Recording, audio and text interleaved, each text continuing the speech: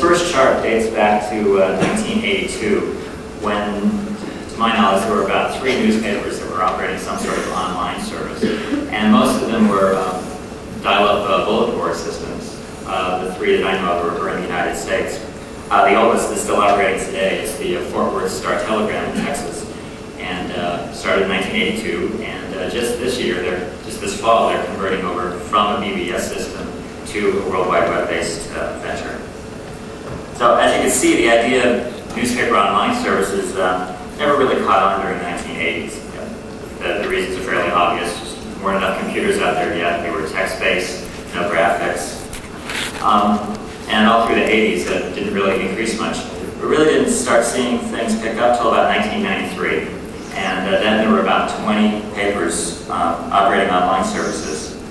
So 1993 was, especially in the US, we started seeing a lot of newspapers alive with the major online services, Prodigy, America Online, that sort of thing. An example of that might be the Chicago Tribune was one of the first to alive with America Online for a service called Chicago Online. The business really started to heat up in 1994, and at the end of that year there were about 100 services either operating or currently under development. And again, what we're seeing in the US is a lot more deals with the online services. Prodigy was particularly successful in signing up several large newspaper chains, Times Mirror, Media General, Cox newspapers. And the idea then was to put all of those papers online on a proprietary Prodigy platform. What's happened in the meantime is that the web has gained so much that a lot of those chains newspapers are now going onto the web by themselves, and they skip out on the partnership with Prodigy. And then 1994, of course, was also the year that the World Wide Web really entered public consciousness, thanks to, in large part because of the Mosaic software. So today, the last part, you can see we've had a lot of activity. We're now up to close to 600 newspapers worldwide that operate some sort of online service. And certainly in the US, and I suspect happening in Europe a little bit too, it's some of the herd instinct of publishers in going online. Of course, there's a lot more to it than that. So we've seen nearly a 5-fold increase just in the last year. I'm projecting by the end of this year we should see at least about 800 papers worldwide with these services. And next year I would expect to see 1,500 to 2,000 newspapers that are operating online. Part of it is this business is really coming out of the experimental, or sort of the infant stage and entering toddlerhood. What we're seeing is where a year ago a newspaper company might have been experimenting with only one or two of its properties online. Now they're putting every paper online all at once. An example of that is my Mercury newspapers in the United States was operating the San Jose Mercury News. It's Mercury Center online project has been going since 1993, and this year, in partnership with an internet service provider called Infinite, they're now putting all 28 of their papers online. Also in the U.S., the Apathic Group, which is Partners Affiliated for Exploring Technology. They represent 6 medium-sized newspaper chains and close to 100 newspapers in the U.S. That the Apathic Group is also working on schemes to put most of their newspapers online. And now what we're starting to see, both in the U.S. and in Europe, are some newspaper chains starting to put a number of community newspapers online. This slide is Pioneer Press newspapers in the Chicago, Illinois area in the USA. And they're putting, just a few weeks ago, they put all 47 of their tiny little papers online. And then there's also a joint venture in Sweden that's about to put 53 newspapers online.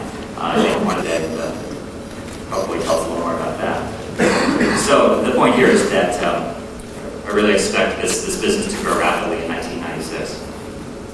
I keep track of this for Editor and Publisher magazine, and I'm currently seeing about 2 newspapers a day send me a notice that they've just for online.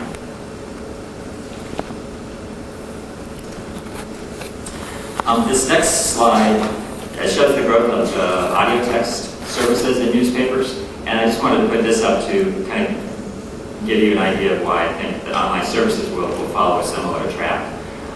Actually, the speaker following me will talk a little bit about the European version of these same numbers, which is going to be quite interesting. So the idea is that these audio text numbers should give us a clear idea of where the online services business in newspapers is heading. There are currently probably about 4,000 newspapers in the North American market. This is where the Kelsey numbers come in, that have some sort of interactive service. And the bulk of those are still a lot of audio text, voice services, that sort of thing.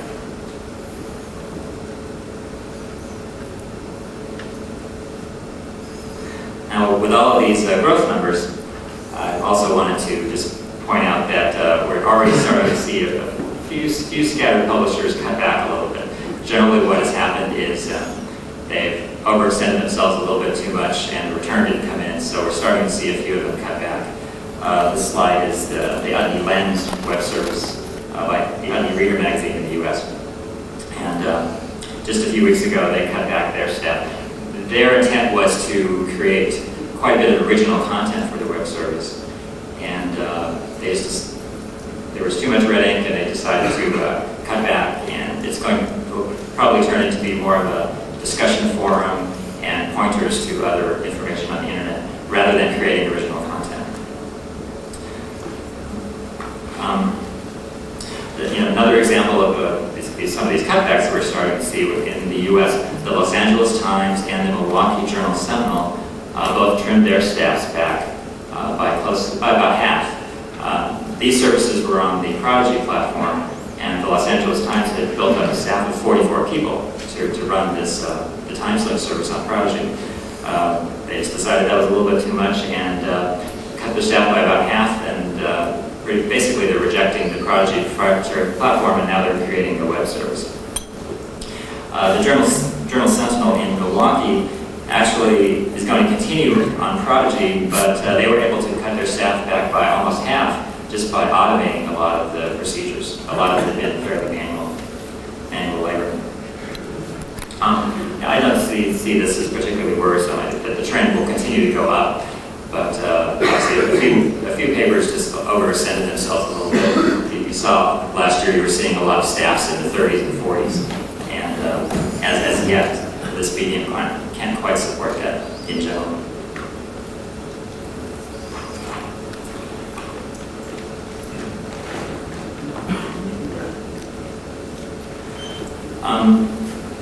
Obviously, as you all know, the World Wide Web is really winning the platform wars here, both in the U.S. and in Europe, and more so in Europe than in the U.S. So this chart is from 1994, and it shows that of the 100 newspaper services operational or under development then, about half were on the web, 35% were affiliations with the major online services, and the balance were dial-up bulletin board systems. Now, if this chart was just Europe, it would pretty be almost totally on the web. And we go to this year, and again, these numbers are all worldwide. This shows a pretty dramatic increase in web publishing. We're now at about 87% of newspaper online services are on the web, and about 7% major affiliations with the online services, and 6% dial-up BBSs. Affiliations with the major online services seem to be withering away in the U.S. There are very few of them announced this year. Of course, in Europe, it's pretty backward that as some of the major online services here start to partner up with some newspapers. So that will probably increase a bit. Also, this chart doesn't show that there's quite a bit of overlap between the web and the online services and BBSs. So, especially in the U.S., we have quite a few newspapers that operate on the online services and operate web services simultaneously. Example, San Jose Mercury News has an area on online, and it also has a separate web service. Houston Chronicle is on Prodigy and also on the web. Minneapolis Star Tribune and the Washington Post both are on the AT&T Interchange platform and also operate modest web services. So quite a few examples of that. Also in the U.S., all of those newspapers that were affiliated with Prodigy, probably even if they stay on Prodigy, they will eventually migrate more towards a model where their content is accessible by anyone on the web. Not just the Prodigy subscribers as it is now. So, let's see. And then on the dial-up bulletin board system, and I'm not quite sure how much relevance that has here in Europe, but in the U.S. there still are quite a few newspapers operating dial-up bulletin board systems. Most of them are now adding web access. So in fact, these BBS operators are becoming internet service providers for their communities. I say a good example of that is in the U.S. the Kansas City Star. They had, since last year, they've been developing a proprietary dial-up bulletin board system, and at launch it was intended to offer just email and not web access. And then what they found during beta testing was that wasn't nearly enough, and their potential customers all really demanded that web access be included in that. So there was an example of they had to basically scrap a lot of their development work and are now converting over to web service.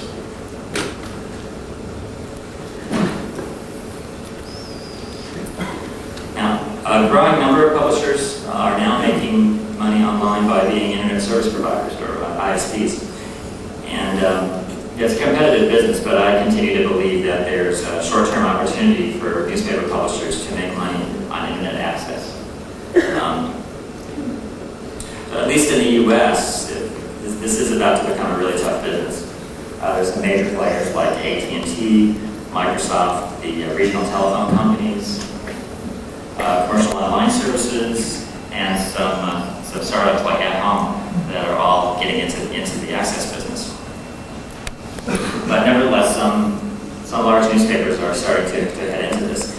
In the USA, the Philadelphia Inquirer and the Miami Herald will very soon become internet service providers, and that's in partnership with Infinet. So Infinet is a US-based ISP that is owned by Knight Ridder and Landmark Communications, two media companies.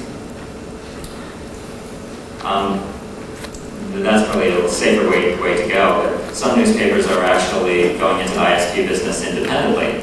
An example of that is in Arizona, the Arizona Daily Star in Tucson. Earlier this year became an ISP, and they did it all by themselves. And Daily Star currently has about 2,700 paying ISP customers, and those people pay $20 a month, and they get unlimited hours of access. And then, of course, they also get the benefit of the content of the newspaper as well. The Daily Star had expected about 1,500 subscribers by the end of this year, and so they're already nearly double that. And they had projected a break-even point of about 3,000 to 3,500 subscribers. So already it's been modestly successful for them.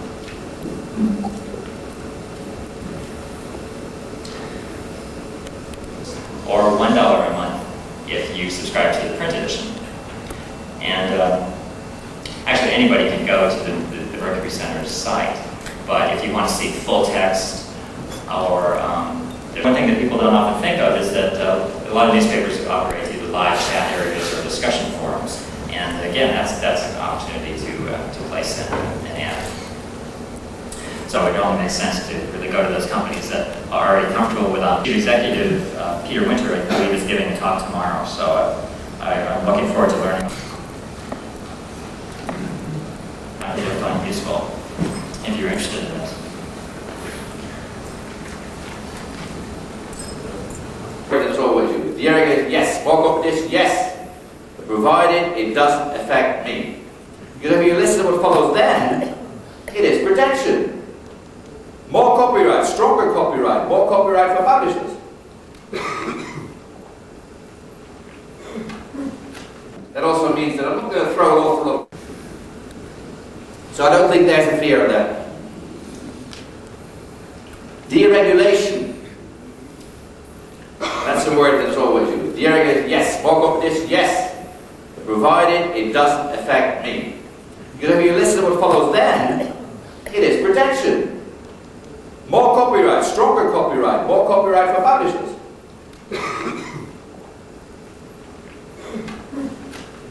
Double regulation, yes, that one I find very nice. In my experience, for clever entrepreneurs, double regulation means no regulation. There's a case in point at the moment in Belgium, exactly in relation to this question of double taxing and no taxing. I'm not giving you a judgment on that, but I think in practice, first of all, I don't think it happens. Secondly, it's not as bad as it seems. Copyright law, I'll be talking about later. So, quick reaction. We're in an interactive society, so I give a quick reaction to those remarks. Two final remarks. One of the things that concerns me often, if I listen to many associations, is their tendency to be very defensive, to stick very much to what they've got in the hope that that is what will remain. It will not.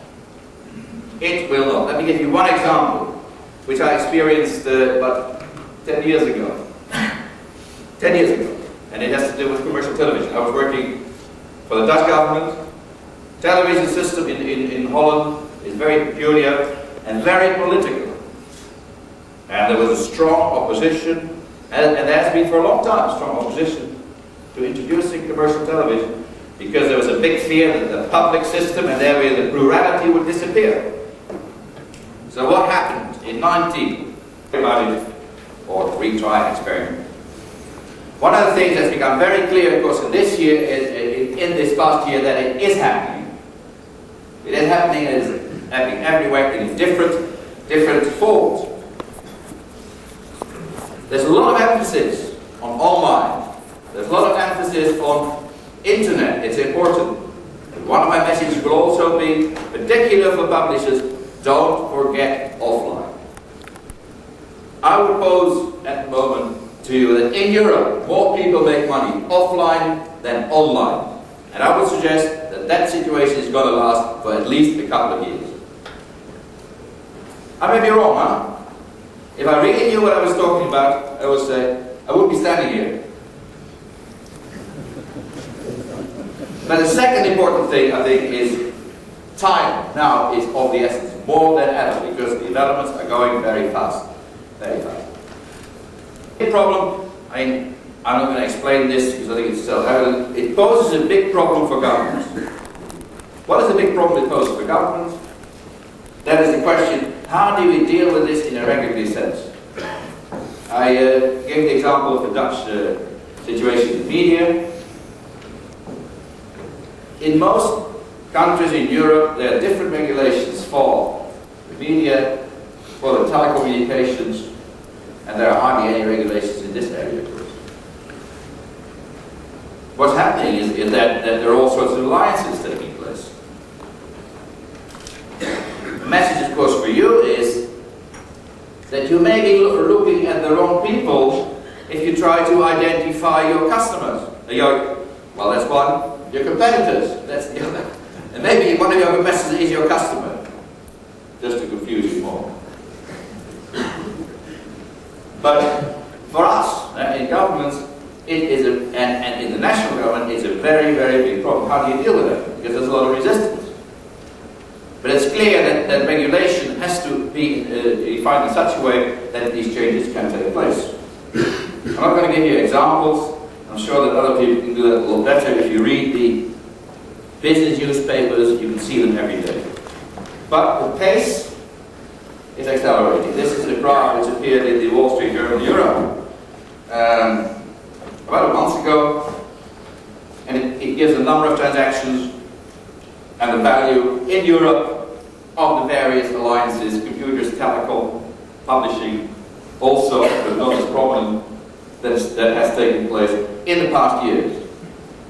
And it's particularly interesting to see that this year we've seen this surge.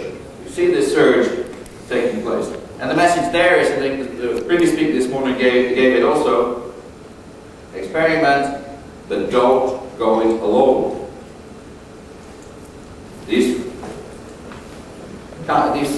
come from.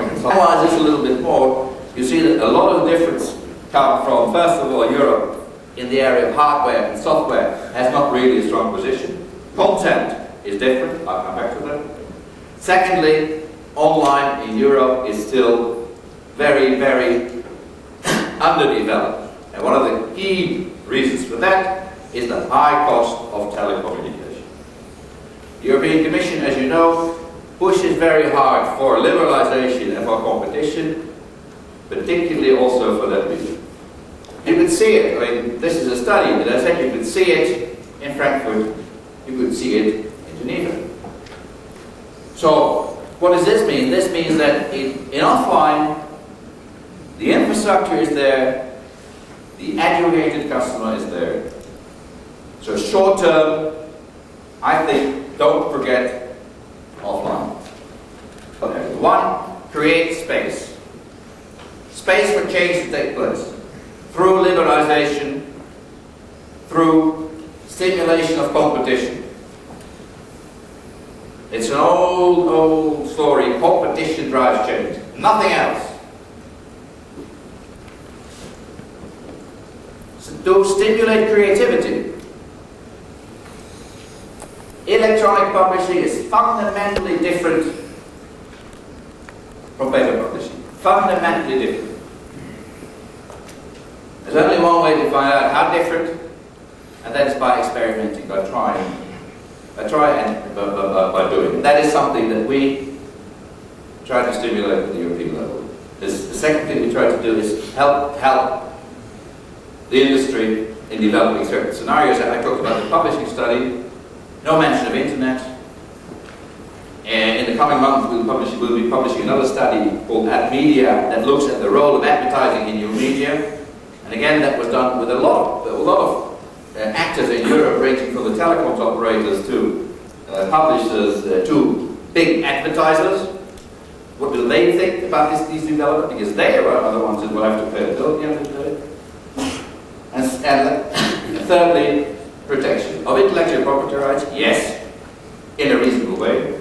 Security of online systems and protection of privacy. So basically three lines: creating space, stimulate creativity, and ensure protection. Now, the situation has been changing over the years. In the early 80s, a lot of effort in Europe was put to try and keep the computer industry afloat. IT programs, telecommunication programs, and online telematic applications. They're still very important. I'll come back quickly. And there's a lot of possibilities to participate in these efforts, to join up with other people in Europe to perform experiments. I'm not particularly talking about technological experiments of new product development, market testing, and so on and so forth. More recently, we've shifted our emphasis to the content dimension, because we are convinced at the end of the day that will be one of the key elements. Secondly, at the end of the day, that is one area where Europe has potentially a very strong position. I'll talk briefly about Info 2000. That's an activity which hopefully will be decided at the end of this month in Brussels by the ministers. And I mentioned just the audiovisual because the area of IT, communications, and telematics. Substantial amounts of money, very much looking at tools, technologies, at the infrastructure, and at applications in the public sector. Now, there are opportunities for publishers here, although the emphasis is on technology, that there are projects, I mentioned, where publishers participate in these activities. And I think that sector is one of the most, if not the single most important sector for the multimedia industry, certainly for Europe, and probably also in other parts of the world. That Europe's position in content is basically strong. You're basically in a comfortable position. But that situation is certainly not uncontested. Go to Frankfurt next year, if you haven't been this year, go to the media. International competition, very fast growing. You may feel comfortable in your regional situation at the moment. Others like that comfortable position also, and they may not be the ones that you're looking at the moment. experimentation, only way to find out. And size. You don't need to be big to be successful in this business. You don't need to be successful at all. We've had, in the past year, very successful projects which were originated by companies that had no more than 3, 4, 5, 10 people. They need then, very often, to team up with larger companies, but the origination took place there. And that is happening, fortunately, I say, quite frequently in Europe at the moment. A few big names and they catch the headlines. But I think what people, and that's one of the things I've tried to illustrate with one slide, particular one about alliances taking place in Europe. I think a lot is happening, if you like, underneath the headlines. That's not eye-catching, that's not big news, but at the end of the day, that may be just as important. I mean, these big mergers, they're very expensive. Very expensive. And of course, if they lead to a really dominant position, then there'll be a lot of resistance. One way or another, there'll be a lot of resistance, and that will have consequences. So, I think certainly Europe has in the longer term, a very, very strong position, provided we can build on our creativity, provided we can build on our basic content. I mean, content's not the problem, but the problem is to turn that content into viable products that people will buy. I mean, Europe is full of content, and people are coming from all over the world to buy the rights to their content. Huh? But so, and my story is always, of course, they may come, but make sure that we also do something with our own content.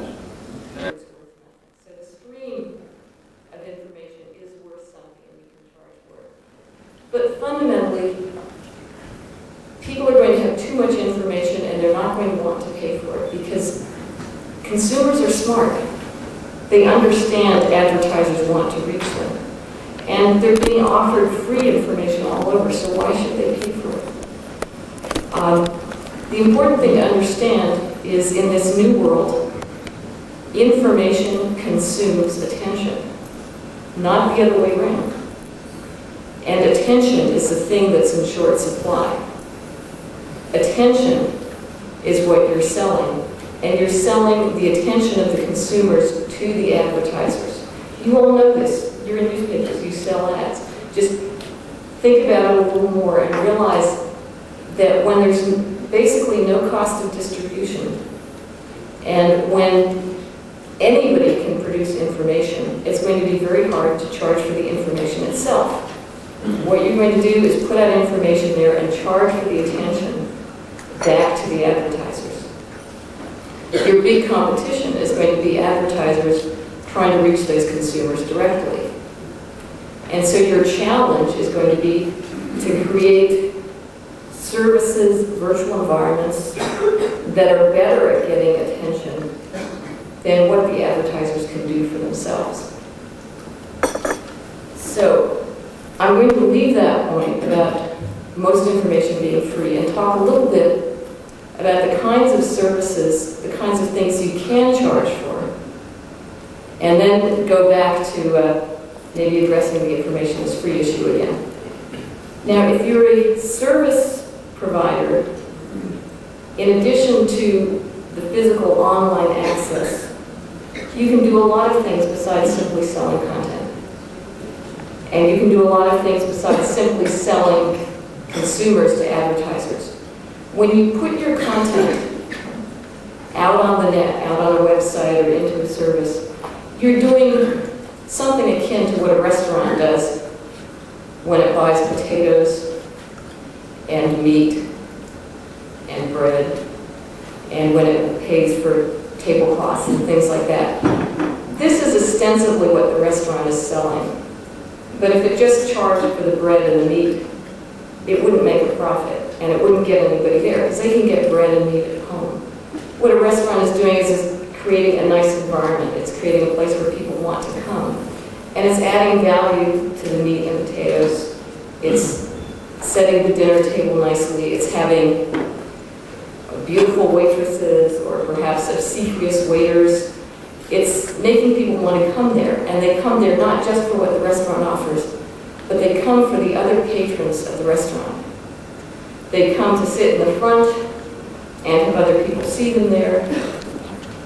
They come for the social atmosphere. They come because the patron of the manager of the restaurant is polite to them. And so there's a lot more to the restaurant than just to the food. And in the same way, there's a lot more to an online service than just the content that's there. So a few of these things are interactivity. Now, if you take what people typically consider interactivity to be, it's that you sit in front of the computer, you put in a request, and it does a search for you, and it returns the results of your search, instead of sitting in front of the TV, and it just shows what's on the TV. Searching for information, filtering, is in fact a service that people will pay some money for. And among other things, M.winter is going to tell you about that. But there's a lot more to interactivity than just the ability to interact with the computer. What really attracts people is the ability to interact with each other. And that's either with other members of the service or with special guests that you bring in. Instead of thinking of your service as an online newspaper, think of it as an online conference. Again, I'm up here, Peter Winter's here, Luke Solo is here. Presumably, I hope it's nice to listen to us, it's nice to hear what we have to say. But what's really fun is coming up to us afterwards and disagreeing with us, getting us to pay attention back to you. If you've ever gone to a conference where they had some guy on videotape, or even on an interactive video conference, it wasn't as satisfying as having the person there in real life. Somewhere in the back of your mind, you knew that he was in his own office, and once the video conference was over, he was going to turn to his secretary and say, "Thank goodness, we're done with that. Now, where's the letter I have to sign? Where's all the other things I'm doing?" The mere fact that the people here bothered to come here means something. They're here to pay attention to you. They're here to answer your questions. And in the same way, when you have an online service, that's what you really want to create. You don't just want to put your newspaper online. You want to create a different medium. And so what you can do is things like bring in a politician, have him answer the customer's questions. This is kind of like taking the letters to the editor section of your newspaper and expanding it, making it interactive, making it real time, and putting the people you write about online. You can have the customers communicate with each other. What America Online does so effectively is it has these user chats where they talk to each other. Sometimes there's a moderator to make them focus on a topic. Sometimes there's a selected topic, but people like to go online. And their attention is much greater if they themselves are contributing to the service. Newspaper people don't like that because they like to have control. They like to edit the letters to the editor. They say, well, you know, our image is quality. We have to control what goes out there. How can we? This is like having a cocktail party online. This is not the way we do business. We edit things for quality. We need to make sure it's reliable and so forth and so on. But if you want to be successful online, you have to learn to lose a little control. The balance of power between the publisher and the readers changes. And instead of simply giving them information, you need to provide a platform for them to share information. The way you do that, the amount of editorial control you exercise, all these kinds of things are an important part of the service you provide. How many of you have a favorite local bar that you go to talk to people? Jeez, not a very lively crowd. How many of you understand the concept of a bar where other people go to drink and talk to each other? Okay, well that's the kind of thing I'm talking about. The more you get the customers to get involved, to get online, not just to read, but to contribute, to write things, to be heard, the more loyal they will be to you as customers.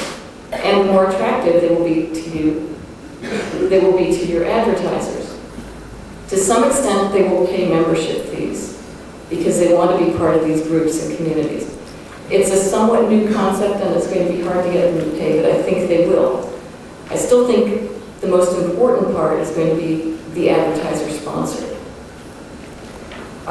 There are other things you can do. You can offer serials. Stephen King, the best-selling author in the United States, has decided to start writing a book in serial form, and he's not quite sure how he's going to distribute it, but I think this is going to be another popular medium where people come out with things once a week or once a month, and the customers sign up, not so much for the content, because a month later that book could be all over the net, but for getting access to it in a timely, reliable fashion. So people will pay for subscriptions, even though they won't pay just for the content itself. They're going to pay you for the delivery service, not for the content. And what Marvin has is more a delivery service than the selling of content. The content may be free, it may be government information, it may be old stock quotes, but the service of getting it to the customer is what the customer will pay for. I have another nice idea, which some people think is sort of disgusting and commercial, but I think Stephen King should give his books away for free as advertising for himself. Then he can charge a lot of money for giving readings, for doing performances. But another thing he could do is charge people money to have, for example, Luke Solomon, $20,000 to have your name used as the hero of Stephen King's next book. What do you think? Go for it. The basic message for you as a service provider is that this is very people intensive. You don't just produce a newspaper once a day, put it up on a site, and leave it there until you take it down and put the next day's newspaper up. You need to have people there online managing the user chats, just the way a bartender will keep control of the bar. He'll introduce people, he'll break up fights, he'll tell somebody who's had too much to drink and has to go home. What you need is virtual bartenders on your service that will manage things. You need people interacting with your customers. They don't want to just interact with the search service. They want customer support. They want to interact with famous guests. They want to interact with people who will give them advice on their cooking problems, if it's a cooking service. The content is free. It's the personal interaction that's going to be valuable. And it's personal interaction that's going to cost you, as publishers, a lot of money to provide. So, if content is free, how do you build up value? The notion I have is, if you like, attention capital. After reading this free content for a year, people will be more likely to pay attention to you. After posting messages to your service and getting to know the other people who are members of the same service, they will have, if you like, attention capital in their heads that is devoted to your service, attention capital that is devoted to your advertisers. Again, the thing that makes traditional publishers feel uncomfortable is that they don't own this attention capital. It's not like money. It's not like content. You can't see it. And worse than that, it's in somebody else's heads. It's not in their own. It's not the knowledge and skill of the reporters. It's the attention paid to those reporters by the consumer public. And of course, this attention capital can be negative as well as positive. You can have a bad reputation as well as a good one. But this is what you are trying to build up, and this is what your advertisers are paying you to build up on their behalf. Okay. I want to say one other thing, which has nothing to do with this information is free, but is a point that I've had a number of questions about over the last day or two, and I think is worth making. The situation in the US market is that there are internet providers on every block. If you want to put up a service on the internet, you really don't need to worry about how customers are going to get to you. They can sign up for Netcom, they can get to the internet through CompuServe, MCI, AT&T, all the big telecom vendors and a lot of smaller providers are offering internet access. In Europe, the situation is different. And that creates something of a difficulty. I was talking to a large publisher yesterday, and I said, you really don't want to be in the business of providing internet access or a proprietary service. You just want to provide the content. And this publisher said, but then we'll just be another website. Again, this is a publisher that wants control. He wants to own the customers. He doesn't feel comfortable with relying on his skills at attracting attention. He wants to control the customers. The message here is you cannot do that. You cannot control those customers. They're going to be free to move around. And so you have to attract them every day. You can't sign them, I mean, you can sign them up to a month's contract or 10 months contract, but you can't keep them any other way than providing a steady stream of interactive services over the long run. In the short run, you may have to offer internet access, especially if you're in a country such as Romania or Poland or even Germany, where the environment isn't competitive enough for there to be a multiplicity of services. But you have to time this very carefully and be prepared to give up the access business when large vendors come in and it becomes very competitive and frankly not very lucrative. The big edge you have is not your content, but the people you have who have the ability to create a steady stream of content, who have the ability to attract attention, and the advertisers who trust you to do that. Okay, I think I have, what, 10 minutes left, something like that? So let's have some questions.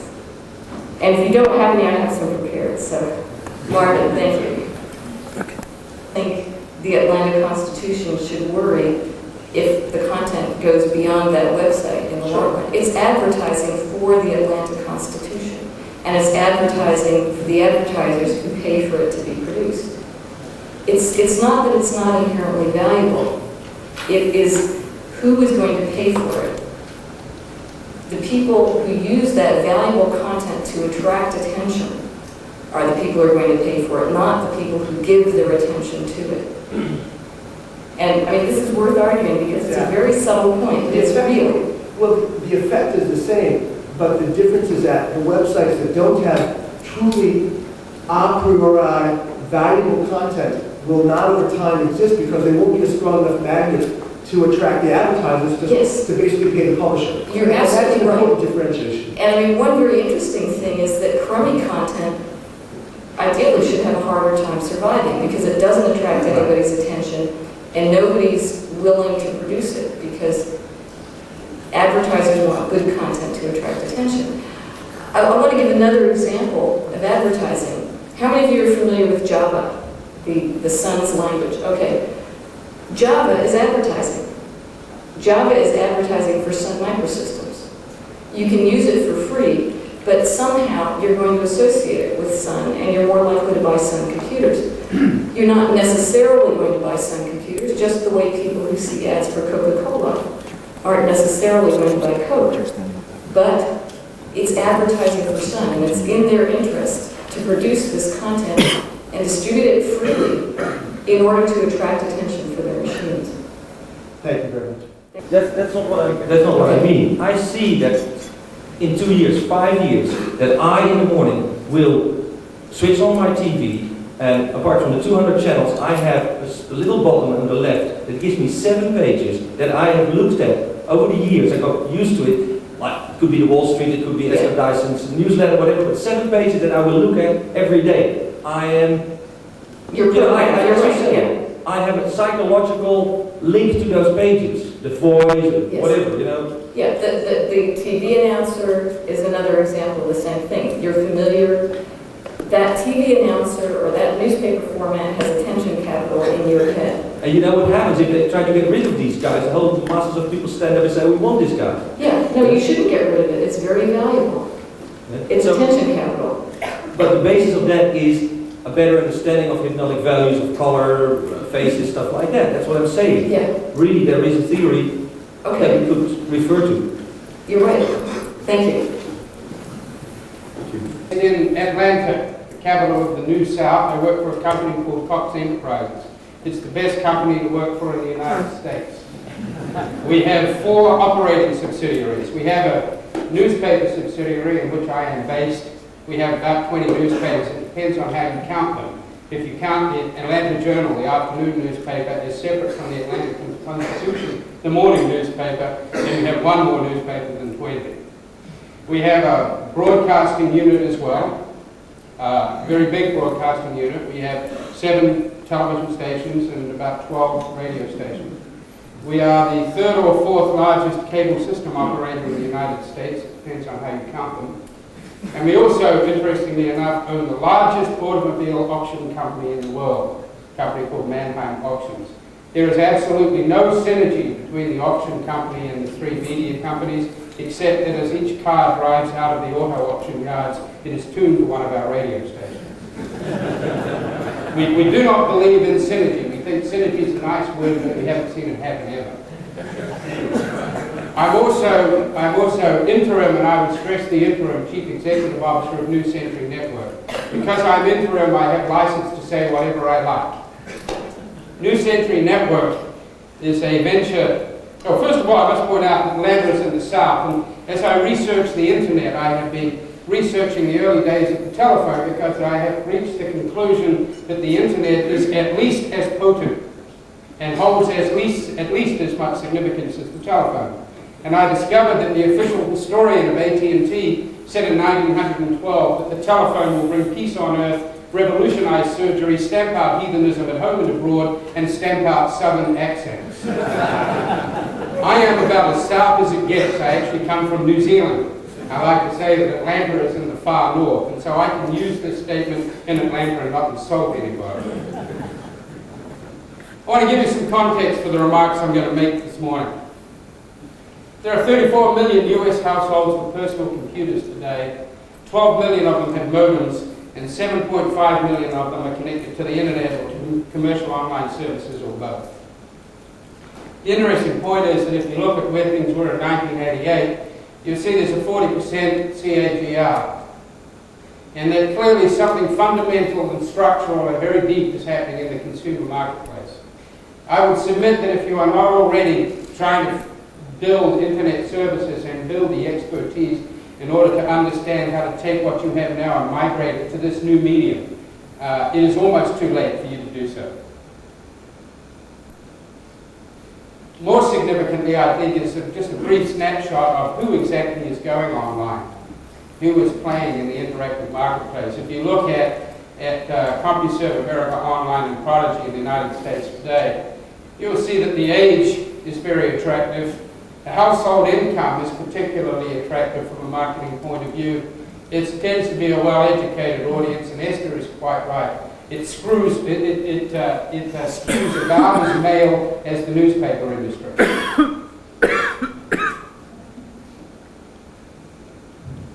I want to create an approach to my presentation which is aimed to help you identify the value of what you have today and how you can translate that into the interactive marketplace by focusing my remarks on New Century Network.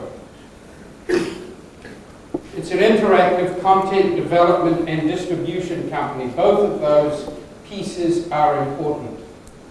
It's an interactive content development and distribution company. It's not an association, it's not a cooperative, it's not a consortium, it's not a cabal of big media companies designed to swallow little media companies. It's an interactive content development and distribution company. It's owned by Advance, which is the holding company for Newhouse Properties, by Cox, my own company, Gannett, Hearst, Knight Ridder, New York Times, Times Mirror, Tribune, and Washington Post. 9 of the largest media companies in the United States and indeed in the world. To give you an idea of the scope of the venture, those founding companies own over 225 daily newspapers. They reach over 25 million households every Sunday. They employ 25,000 journalists. They manage hundreds of thousands of advertising relationships at all levels of the advertising business, and they can leverage a range of diverse media. The last point is very important. The internet is a multimedia phenomenon. And within the context of multimedia, newspaper content looks flat and two-dimensional. We are in the business of creating a new medium. And therefore, we have to be able to leverage video and audio and animation and data and text. This is a tremendous creative challenge for the newspaper business. The knee-jerk reaction of the newspaper business is simply to translate into electronic distribution what they're already doing in print. The first thing I did when I became interim chief executive officer of New Century Network was to forever ban the phrase online newspaper. It is a bankrupt concept. It is highly fallacious, and it is very dangerous to think in those terms. Replicating electronically what you do in print is a bit like taking a video camera to a Broadway play and imagining you're in the business of television production. This is a new medium. You may well be asking in your relentless search for truth why it is that these 9 highly competitive and politically envious companies should get together in a venture of this kind. And you would be right to ask that question. Let me attempt to answer it. First is a collective recognition that something very fundamental is happening in the consumer marketplace. That the growth of the online interactive marketplace has such momentum that it portends great changes for media companies such as our own. PC sales to the home now surpass the sale of television sets to the home. More than 10% of US television households by the end of 1996 will be subscribing to one form or another of an online service. It's actually more than 10% of television households. It's actually 12 million households. 14,000 consumers a day are joining online services. So something very fundamental is happening. There is a tidal wave of acclimation to online service.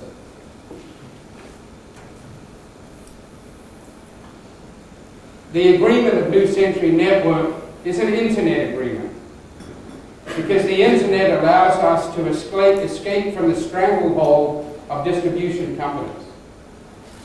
The internet is central to the development of the services that we are planning. We believe in a phenomenon which I call the 5-year phenomenon. If you go back and you look at television set penetration or cable television penetration or VCR penetration in the United States, you will find that there is some point, some magical point, where price and performance intersect, where the consumer suddenly recognizes real benefit and value, and where those particular technologies have suddenly taken off. We are witnessing the same phenomenon with regards to the internet. The 5-year phenomenon. We are about 2 years into the 5-year phenomenon.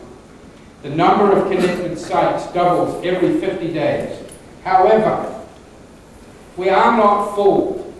We recognize the fundamental role of New Zealand technology, which is that bullshit is the grease upon which technology slides into the future. So we understand only too well that there is considerable hype and exaggeration and speculation about the internet. And Marvin is quite right. Much of the arteries of the internet are clogged with cholesterol. They're clogged with sites which have no redeeming value, which offer no real benefit. Many people have been fooled by the hype and have got ahead of the wave and rushed to the internet because they don't want to be left behind. Most importantly, the commercial infrastructure upon which businesses have to be based in the interactive marketplace lags considerably behind the technology. No one has yet been able to specify, to my satisfaction at least, what the precise advertising and marketing models are that are going to play in the internet marketplace. And so there will be a stall, there will be a shakeout, there will be a slowing down. You always know when there is a market shakeout about to happen because the front page of the Wall Street Journal in 3 consecutive weeks always refers to it. And very soon you will read articles in the Wall Street Journal which say that the internet is very much like the famous 500-channel interactive television universe that the very same paper was proclaiming was just around the corner this time last year. But don't be fooled. The momentum behind the internet and the evolving infrastructure of the internet is so powerful that you must learn to position yourselves relative to it. The third reason for these 9 companies coming together and trying to exercise a single vision with regards to the online interactive marketplace, and specifically was the internet, was the recognition that independently they did not have sufficient scale to win in the marketplace. This time next year in the United States, America Online will have 10 million subscribers. The Atlanta Journal-Constitution is a major daily newspaper in the United States. Every day it reaches 460,000 households, and on Sundays it reaches 600,000 households. But there is no way even a newspaper of that scale can garner mind share and usage share, hourly usage of its interactive brands in a way that positions it strongly in its own marketplace against a national brand like America Online. Now you can argue about the accounting methods of America Online, and you can argue about, the way, the degree to which America Online can continue to develop. And I don't mean to focus my competitive remarks on America Online. But that company will be at a level of 10 million subscribers this time next year. And that is a very difficult phenomenon for any single media company to contend with. The question is, for us, how can an individual newspaper develop and promote content brands which win the battle for share? And at the same time, how can we develop a distribution channel? Because ownership of the distribution channel gives us access to the full revenue generated by advertising. And if we surrender that, we lose access to that advertising. That was the question that we were asking as New Century Network developed. And that's a very important reason for this venture occurring. It's humbling to recognize that on your own you can't develop the businesses of scale that you need to develop. Of course, there's also a need to preserve a direct relationship with customers and thus a need to control the revenue stream. Several of the companies involved in the New Century Network venture had entered into business arrangements with companies like America Online. They were very good business arrangements in that they enabled those newspaper companies to begin to grapple with the creative challenges of building new interactive media. But they were very bad business deals, because their brands were reduced to nothing more than an icon on somebody else's menu. They were several clicks away, several depths down in somebody else's service. The San Jose Mercury News delivered to you by America Online. I would submit to you that enabling your brand to be marginalized in that way has very little to do with a desire for control. I would submit to you that not allowing your brands to be marginalized in that way is particularly important, and that the internet offers you a unique opportunity to do that, to protect the primacy of your own brand in your own marketplace.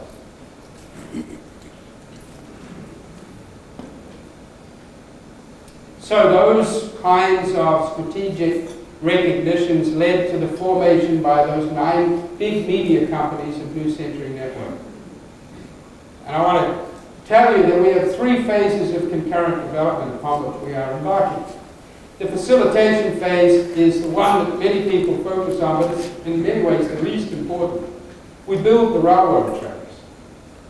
We get newspaper affiliates up and running on the internet, on common internet open technology standards that are calibrated in such a way that subscribers to any single one of those services can move easily to another. See, a big challenge of the internet is the marketing challenge of organizing it.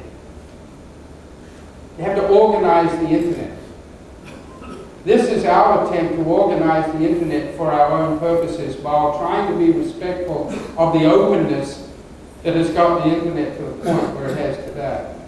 So we develop technology requirements and we build a backbone so that people who are subscribing to, say, Access Atlanta, an online brand developed by the Atlanta Journal-Constitution, can, by dint of that subscription, be advantaged in terms of price and security and ease of travel, cross our internet backbone and visit the Chicago Tribune online service and look at how badly the Chicago Cubs did last night. And they can travel to the San Jose Mercury News and look at high-tech employment possibilities in Silicon Valley. Then they can travel to the San Diego Union Tribune to witness in multimedia glory the continuing riotous celebrations in the streets owing to New Zealand's historic America's Cup victory. And then they can come back to Atlanta, to the brand they know. The possibility of that interconnection can be marketed and promoted as an added value offering from Access Atlanta.